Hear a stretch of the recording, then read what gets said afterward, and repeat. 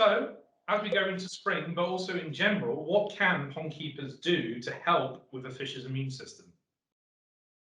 The immune system of the fish is just absolutely vital, and as pond keepers and as fish retailers, we've got to be working, in line with the fish's immune system and asking ourselves, is what we're doing, is that going to have any impact on the fish's immune system? Because this is the fish's frontline defenses against disease. We might think if there's a disease, we would then just go and reach for a bottle of malachite green and formalin or some salt or something like that. We as fish keepers are nowhere near as good at controlling the level of fish pathogens as the fish's immune system is. They've been evolving with their pathogens for the last 450 million years, so they're a little bit better at it than we are. But the fish's immune system, then, we've already seen there's this marked temperature relationship with pond fish, and the immune system will decline as the fishes get cooler.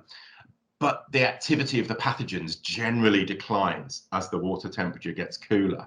If we take a pathogen like the virus carp-pox, which causes these slimy sort of waxy-like lesions on the surface of pond fish, we tend to see that arise in the winter. And it's a virus, it's a herpes virus that's lying dormant in the tissues of the fish anyway. So this virus is nowhere near as susceptible to this temperature effect. So we very often see the carp pox appearing in fishes as the water cools and disappearing as the water warms back up again. That is purely a function of the immune system of the fish just dipping in activity and then rising back up in activity and able to purge that infection. So we've got to realize that the immune system has a seasonal cycle in the same way that the fish's metabolism has this seasonal cycle. But there's lots of other factors that will affect the functioning of the fish's immune system, and most notably of these is water quality.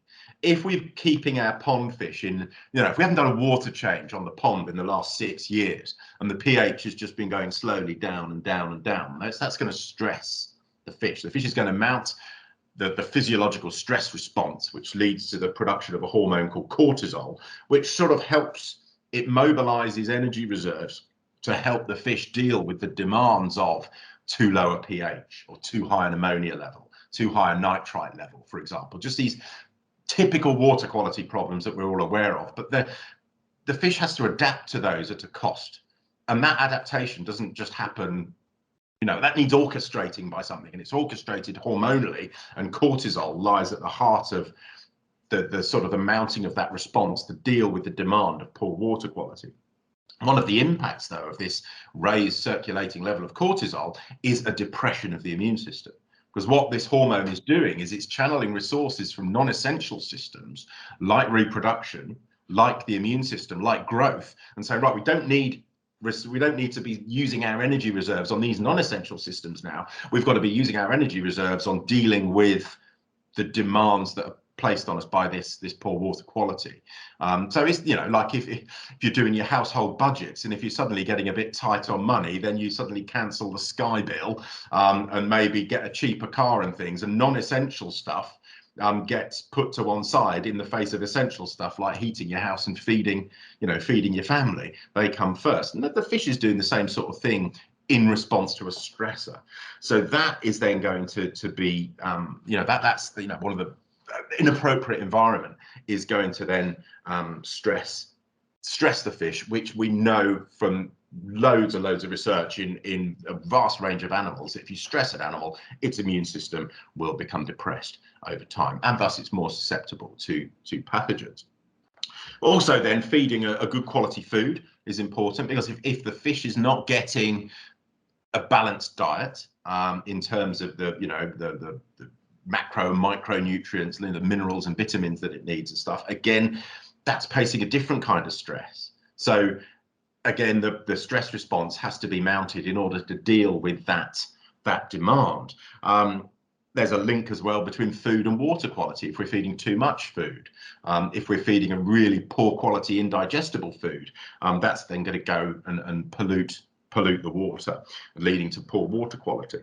But also with foods, we can then be adding ingredients as food manufacturers. We can be adding ingredients to the food which give the immune system a bit of a kick They will use, you know, from what has been researched in human medicine, in aquaculture, in veterinary medicine. We know there are dietary agents that can be added to the food that will then give the immune system a bit of a temporary push to make it more active. So it comes right back to, you know, when we're looking at a pond of fish or a tank of fish, you know, we should be appraising their health in terms of, you know, their physical appearance, their behavior, but then also asking ourselves, I wonder how well their immune systems are working. And, you know, at a university, we can measure that sort of thing, but in an aquatic store, or for the you know, the pond keeper at home, you can't measure that sort of thing. But we can then appraise the quality of the environment, and then we can infer from that how well the immune system is likely to be working. But always asking ourselves, you know, as pond keepers, what can we do to enhance the immune system? And definitely, are we doing anything that's likely to suppress it?